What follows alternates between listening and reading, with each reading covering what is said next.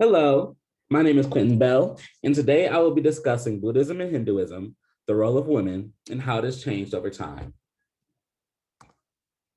As we all know, different societies treat women different in different ways. While Western women can enjoy full equality with men and their social status is not dictated by their religion, women in the East do not have the same privileges. Partly, such a position is due to male dominance as a provider of a family, and partially by the religious norms that were developed during the rise of patriarchy decades ago. With that said, the women of northern India have experienced a considerable level of progress over the past few decades.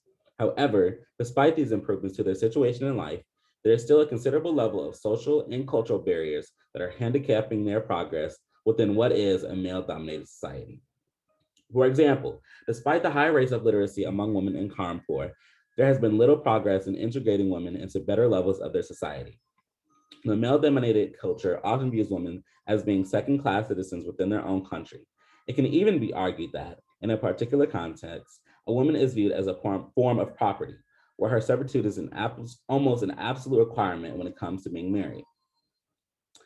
The end result is that when it comes to a patriarchal system in Kanpur, there's definite evidence of repression when it comes to the rights of women, an emphasis is placed on the value of men over women, and how women within Kanpur should behave based on repressive social rules accorded to them. Some of these rules include, but are not limited to, a focus on preserving one's decency, the need to be subservient to her husband in public, the way in which they should place an emphasis on caring for their family instead of pursuing their career, and family modesty is an essential characteristic when out in public. Evidence of this assertion can be seen in the various Hindu goddesses such as Annapurna, Ganesha, and Maya, who are seemingly a combination of male and female characteristics. It should also be noted that prior to the rise of a patriarchal society, it was widely believed that when it came to spiritual and religious rituals, it was necessary for both men and women to participate in order to achieve the proper rights. Women during this period were thought of as having the same rights as men, and as a result, this was reflected in the manner in which they were integrated into various religious ceremonies and their role in society. When examining the goddesses, it can be seen that their roles are primarily focused on fertility, growth, and sexuality. The domain of female goddesses can thus be described as primarily focusing on home life and how women help to sustain society by giving birth and their roles as assistants in local family farms. This particular sentiment is also shared in Northern India society, wherein the role of women is regulated to caring for children, taking care of the household, and helping grow crops. It should also be noted, though, that there have been some attempts to improve the situation of women through the use of educational programs, as well as their inclusion in various professions. This can be seen in the rise of female doctors, politicians, programmers, and any other similar professions that used to belong primarily to men. Despite this, the women's situation for women in Kanpur is still seeking for a significant improvement given the relatively backward nature of their treatment when compared to Western standards. Do note, though, that the current treatment of women in India is not exclusive to the country itself. Within other societies in Asia, such as Indonesia, China, Japan, Malaysia, there is still a considerable level of male dominance. When examining Buddhism specifically and how it view women, you can see that there's a certain level of dissimilarity between Buddhist traditions and those that are showcased in Northern Hindu society. In addition, it was even shown that women had just as many rights as men when it came to education, birth, and the attainment of spirituality, as seen in the case of Buddhism. It is openly accepted women in today's various sects, such as a practice, though, based on the sect. Women, in essence, were almost given the same rights and privileges as men. However, a closer examination of the practice still reveals a certain degree of dissemination. In other words, the good associated with women when it came to Buddhism was how good they took care of their respective households, the fact that they gave birth to sons and daughters, and how they contributed to a happy and fulfilling household. In other words, early Buddhist traditions emphasize how women were good based on their contributions to marriage. This is not to say, though, that Buddhism regulated unmarried girls in some sort of unappealing category. Early Buddhist traditions did state that women had the right to their own possessions, own businesses, and be independent of their families should they choose.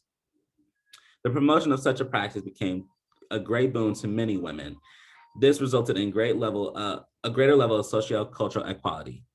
The basis behind such practices was the focus on Buddhism on the concept of non-discrimination, wherein people should view other people, not through the lens of caste, gender, or livelihood. Rather, they should view them through their heart, which was emphasized by love, understanding, and friendship. It is due to this that Buddhist traditions had a massive impact on various communities in India that practiced it, which enabled women to be elevated to higher positions in society. It could also be considered one of the reasons behind the female liberation movement in India that focuses on establishing more rights for women in a socio and lawful context. Thus, when examining the early way of life of women under Buddhism, it can be seen that it differs significantly from practices seen in present-day India, which state that certain religious rites and social practices are exclusive to men only. Women under Buddhism can practice religious sites as well as have the same freedoms in their society. One way of viewing why women's rights are important in Buddhism is to examine the Buddhist concept of karma and how it applies to the treatment of people. Basically, under this particular tenet, whatever you do to people will come back to you. As such, if you do bad things to people, bad things will happen to you, and vice versa. Under the context of the treatment of women, the concept of karma becomes the fundamental fulcrum by which their treatment is evaluated. Acts such as repression, discrimination, abuse, and the denial of opportunities are viewed as generating bad karma, which will rebound upon the person committing it. It is because equal rights and opportunities are given to women so that a person in turn will be given the same opportunities. Now, while this might seem slightly self-serving, since the person's actions are not done primarily out of altruism, the fact does remain that this is one of the main reasons why women under Buddhism are thought of as equals. Overall, it can be stated that granting specific rights to women is in part influenced by the society and the culture they are born in. Thankfully, though, as in the case of India and the development of Buddhism, the religious culture that defines a particular society tends to change over time into something completely different. And by extension, this also impacts how the rights and freedoms given to women are applied. Such aspects are continuing to be seen less and less at present as women continue to gain more ground when it comes to their careers and civil rights. And as such, this can be considered evidence of a shift in Indian society, which had a distinct impact on religious socialization. When examining the concept of change in the way in a women's rights are viewed by religions, i.e. Hindu and Buddhism in this case, it can be stated that this applies to nearly all modern societies in which over hundreds of years of women's rights has gone through various iterations and changes. Women's rights in these religions as they are today cannot even be considered as similar to the original religious culture within their respective societies. As such, it can be hoped that how women are treated in northern India, which is a direct result of their religion, can be changed in the future, which would help immensely in improving their positions in society and giving them the opportunities that they so rightly deserve. Thank you so much for listening, and I hope you enjoy the rest of your day. Thank you so much.